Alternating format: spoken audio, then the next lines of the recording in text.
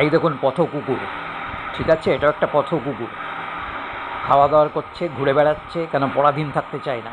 আর যখন ফাঁক পাচ্ছে এসে এই ঘরের মধ্যে বাস করছে। এখানে অনেকে চায় না, এই সোসাইটির এই ফ্ল্যাটের অনেকে চায় না, বিরোধিতা সত্ত্বেও এই পথ কুকুরকে যত্ন করতে হচ্ছে।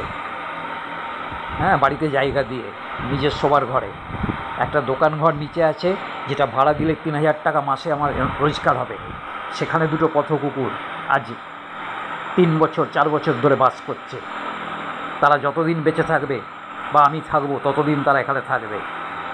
তো পথ কুকুরের জন্যে স্যাক্রিফাইস করতে হবে নিজের বাড়িতেও। যখন নতুন বাড়ি বানাচ্ছেন, বললে অবশ্য অনেকে পাত্তা দেবে না, তখন একটা চালা করুন বারান্দা। আগেকার দিনে বাড়িগুলো দেখেছেন, বারান্দা চালা, সেখানে 5টা 6টা কুকুর উঠে বসে থাকতো। আগেকার দিনে ছাগলও থাকতো, তারা এসে উঠে বসে থাকতো। আগেকার দিনে লোকের একটা ভালোবাসা ছিল। তো সেরকম শুধু পথ কুকুরের মানে কি বলবো, ওটাকে অত্যাচারের বিরুদ্ধে প্রচার করলাম, আর আমরা কত ভালো আর কিছু লোক কত খারাপ, এটা করলে অত্যাচারের মাত্রাটাই বেড়ে যাচ্ছে। ঠিক আছে, যেটা বেশি প্রচার করবেন সেটা বেশি করে হবে, এটা এখনকার ভদ্র সমাজের নিয়ম।